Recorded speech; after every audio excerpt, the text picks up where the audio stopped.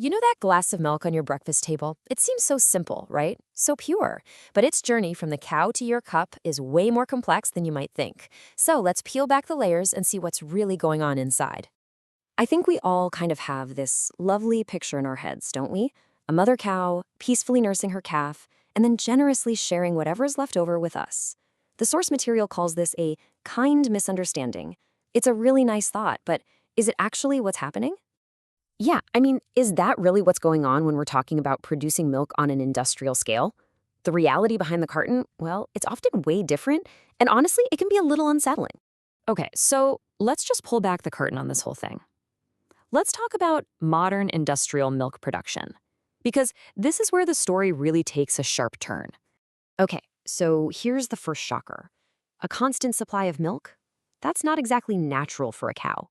To keep them lactating all the time, they're often injected with hormones. The source material has this incredibly vivid phrase for it: hormone-blown milk. And then you've got the milking process itself. It's totally changed. We're not talking about gentle hand milking anymore. Nope. We're talking industrial machines, described as rubber plungers, built for pure efficiency. But, that efficiency, it comes with a price. And that price is often physical damage to the cows. And it's kind of a logical and really sad next step, isn't it? When there's physical damage, the risk of infection just skyrockets. And in a crowded dairy herd, these infections can become a constant chronic problem. Okay, so this is where it all comes together.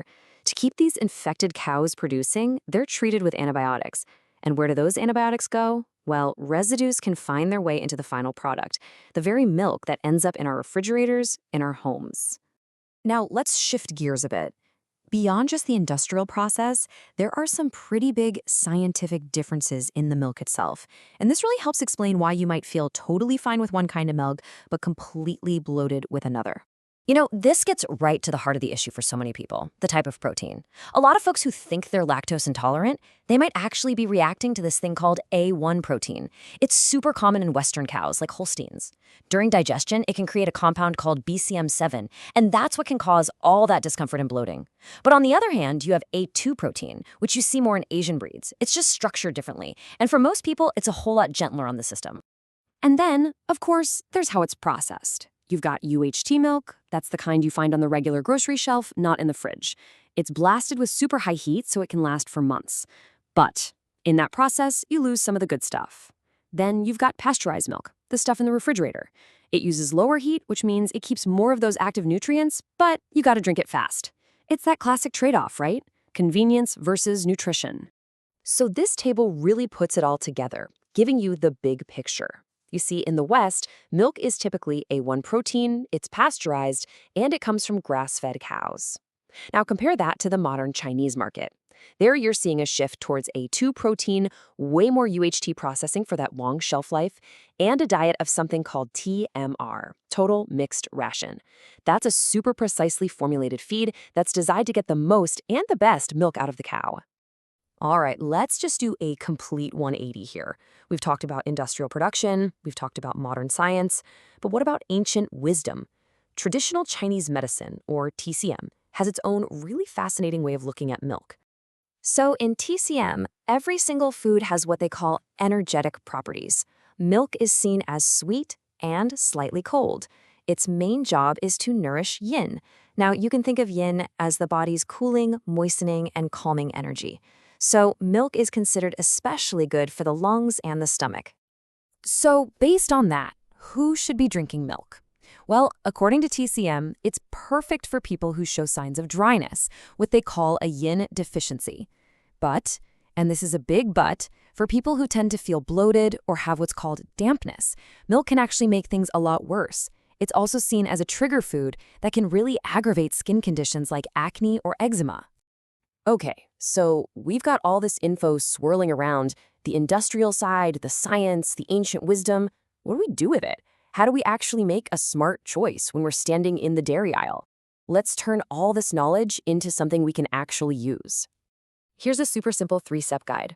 First up, digestion.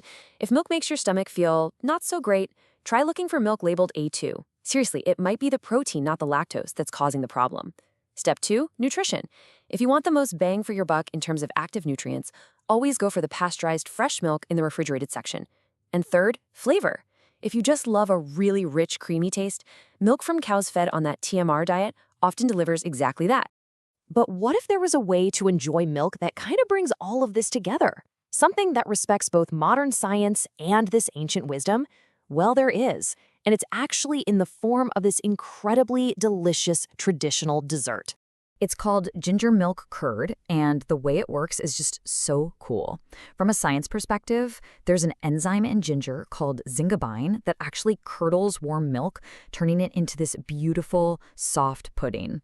And then from a TCM perspective, the warming energy of the ginger perfectly balances out the cold nature of the milk. It's just a perfect harmony of science and tradition. And you know what? It's surprisingly easy to make at home. The real keys are using old ginger because it has the most enzymes and getting the milk temperature just right. You want it hot, but definitely not boiling. Then you pour the hot milk into the ginger juice from a little bit of a height. And here's the most important part. Don't touch it. Don't stir. Just let the magic happen. So who really benefits from this amazing dessert? Well, it's especially great for certain people. If you're someone who always feels cold, this is for you. Or if you're looking for some comfort during your menstrual cycle, it can be fantastic. Plus, the ginger helps stimulate your appetite, making it a wonderful, gentle treat. So we've just totally taken apart a single glass of milk, right? We've looked at it from the farm to the factory and through the eyes of both modern science and ancient wisdom. It really makes you wonder, doesn't it? If there's this much hidden in something as simple as milk, what's the real story behind everything else on our plate?